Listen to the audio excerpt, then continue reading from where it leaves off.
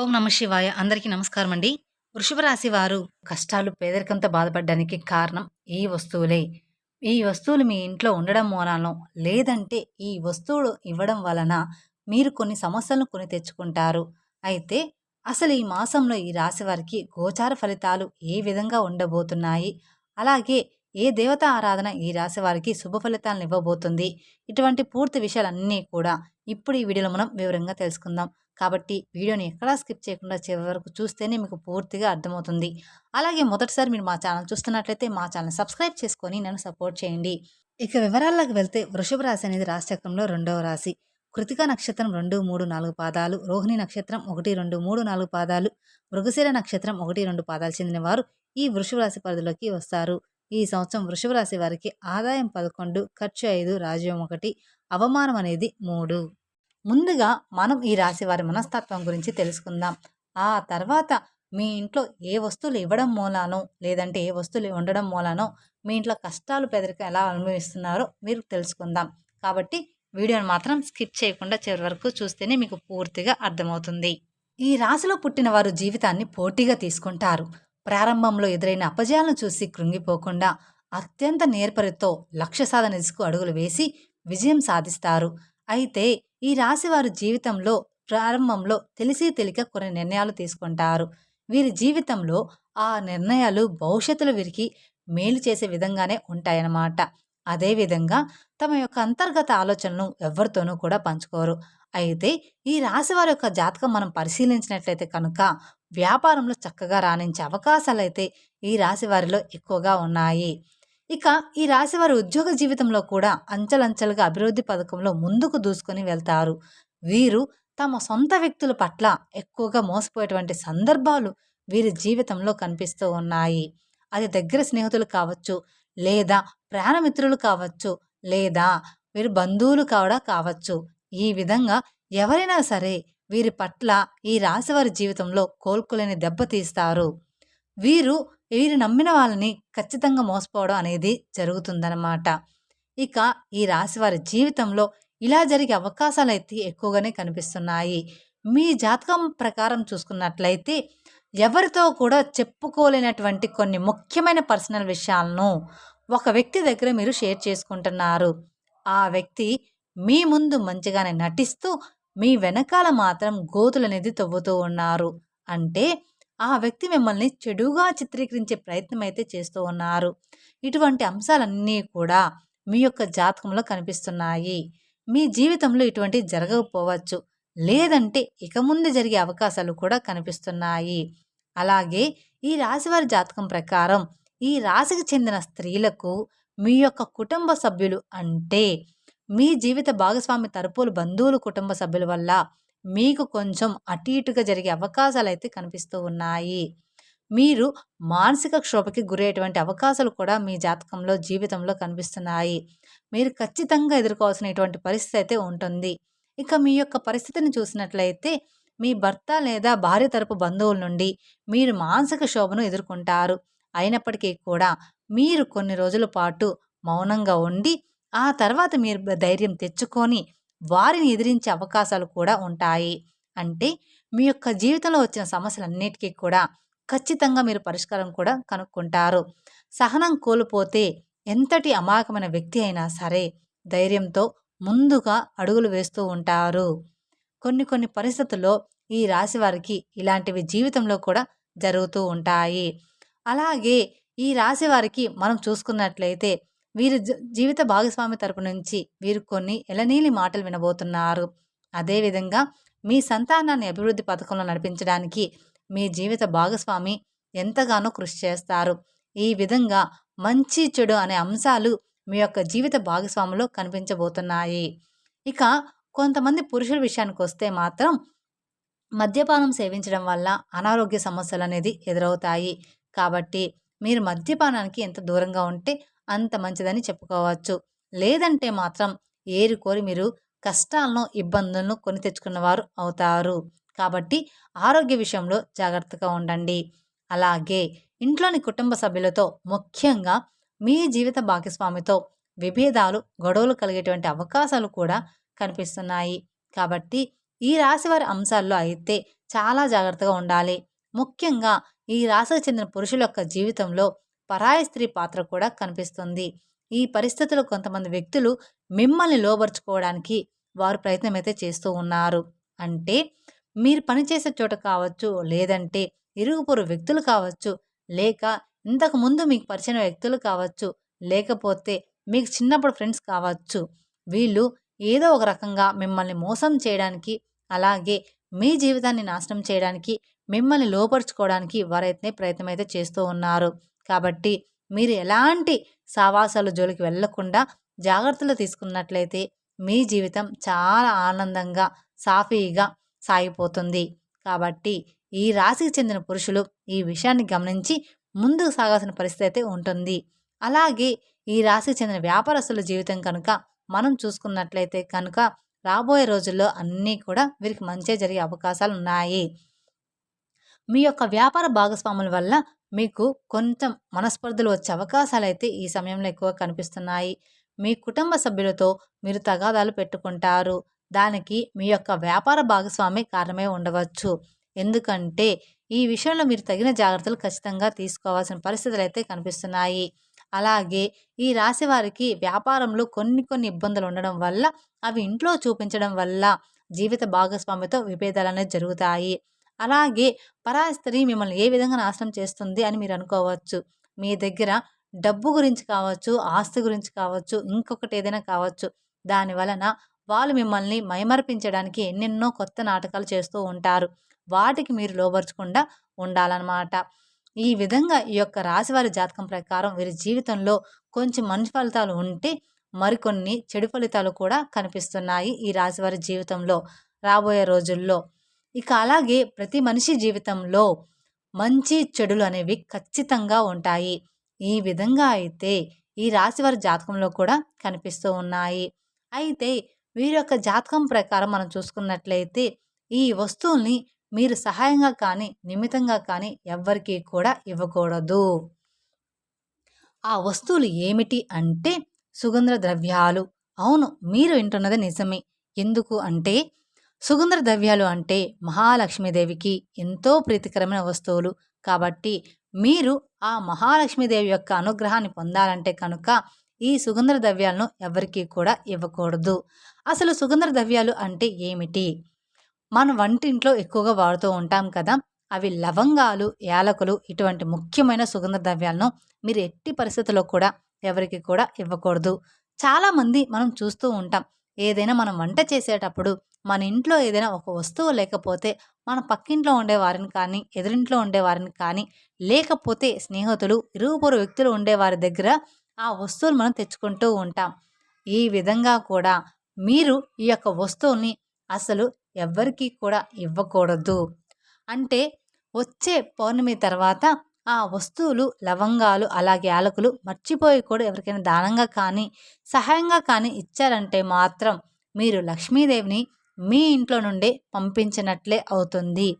తెలిసి కూడా ఇచ్చారంటే తద్వారా మీరు కోరి కష్టాలను కొని తెచ్చుకున్నట్లు అవుతుంది.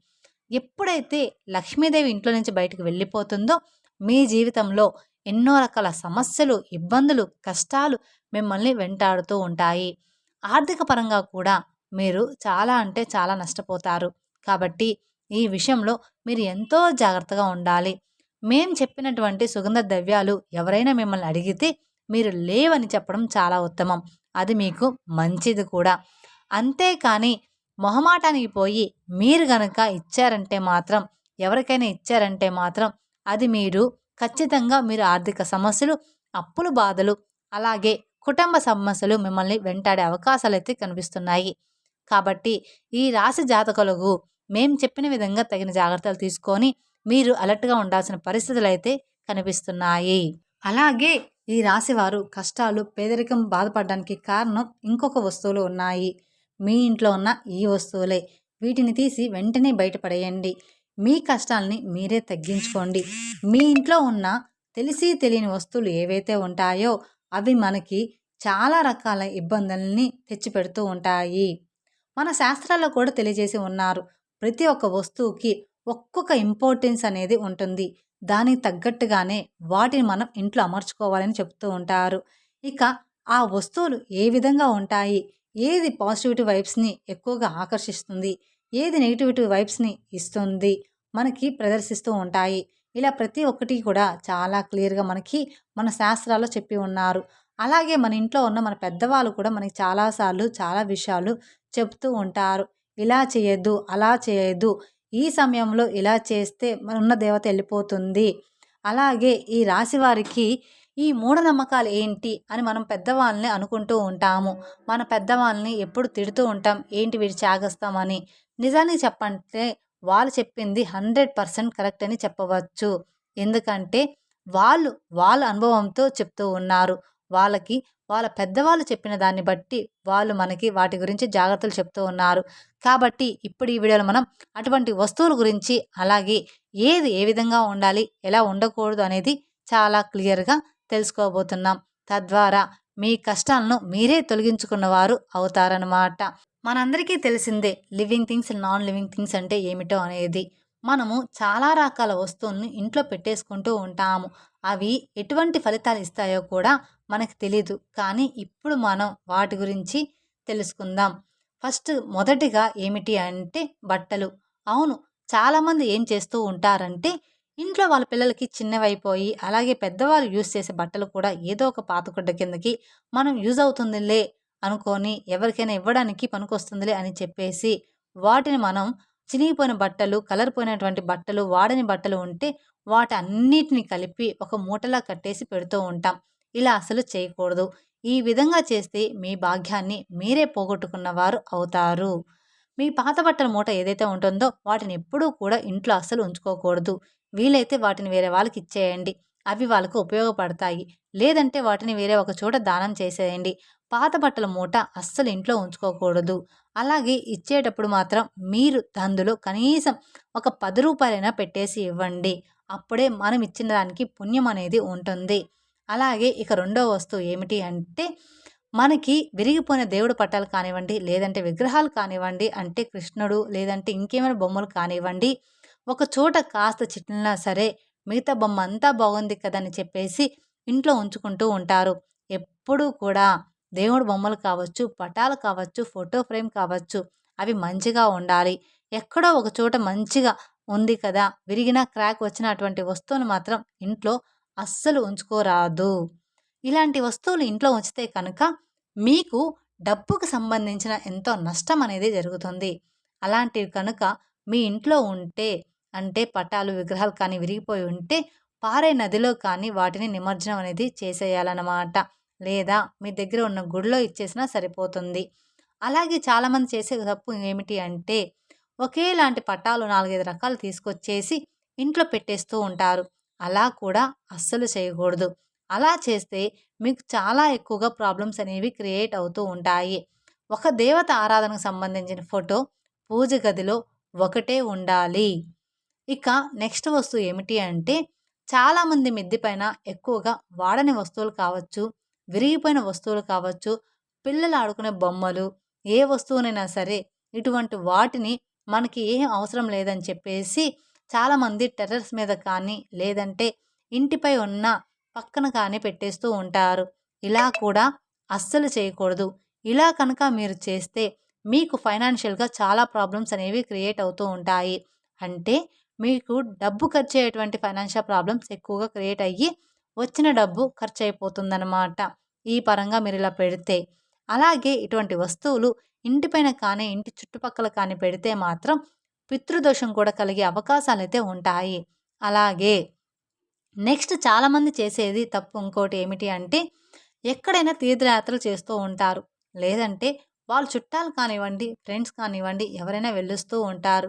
వాళ్ళు దిష్టికి సంబంధించిన ఏవైనా తాడులు కానీ, మెడలే కట్టుకునే తాయెత్తులు కానీ, లేదంటే ఈ మధ్య చాలా రకాల కలర్ స్టోన్స్ ఉంగరాలనేవి వస్తూ ఉన్నాయి.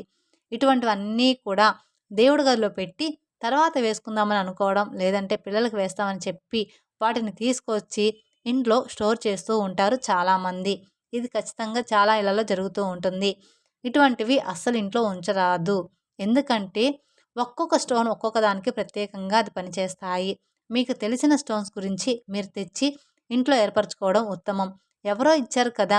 దేవస్థానం నుంచే కదా తీసుకొచ్చారు అని చెప్పేసి దాన్ని ధరించడం వంటి పనులు అస్సలు చేయకూడదు. ఇలా చేస్తే కనుక మీకు చాలా ఎక్కువగా నెగెటివ్ వైబ్స్ అనేవి వస్తూ ఉంటాయి. అలాగే మీరు చేసే పనిలో అపజయాలు ఎదురవుతూ ఉంటాయి. చాలామంది చేసే ఇంకో తప్పు ఏమిటి అంటే, వారింట్లో విరిగిపోయిన వస్తువులు కావచ్చు, మీరు వాడుతున్నా కానీ విరిగిపోయిన గ్లాసులు కానీ, ఎవరికైనా అందులో ఆహారం పెట్టినా కానీ, ఆహారం వండినా కానీ, వాస్తుకు సంబంధించిన దోషాలు కలుగుతూ ఉంటాయి. కాబట్టి ఎప్పుడూ కూడా అటువంటి వస్తువులను ఇంట్లో ఉంచరాదు. అది గాజు వస్తువులైనా కానివ్వండి, ఇంకేదైనా కాస్ట్‌లీ వస్తువైనా కానివ్వండి. ఎప్పుడూ కూడా పగిలిపోయిన, ఇరిగిపోయిన వస్తువులు ఇంట్లో ఉంచకూడదు. అలాగే ఇంట్లో పగిలిన గాజు అద్దాలు కానివ్వండి, గాజు గ్లాసులు కానివ్వండి, గాజు ఐటెమ్స్ కానివ్వండి, ఏవైనా సరే అవి పగిలిపోతే వాటిని అస్సలు మాత్రం ఇంట్లో ఉంచకూడదు.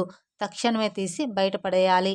అలాగే చాలామంది చేసే ఇంకో తప్పు ఏమిటి అంటే, ఇంట్లో ఎక్కువ డెకరేషన్ కోసం అని జెప్పేసి చాలామంది ఎక్కడికైనా ఎళ్ళినప్పుడు తాజ్‌మహల్ ఫోటోస్, పడవ ఫోటోస్ లేదంటే జంతువుల ఫోటోస్ ఇలాగ తీసుకొచ్చి పెడుతూ ఉంటారు. సీనరీస్ ఇలాంటివన్నీ కూడా.